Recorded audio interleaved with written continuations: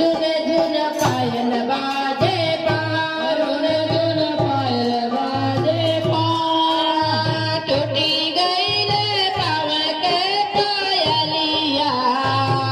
घुघरू गईल छिटाय, घुघरू गईल छिटाय,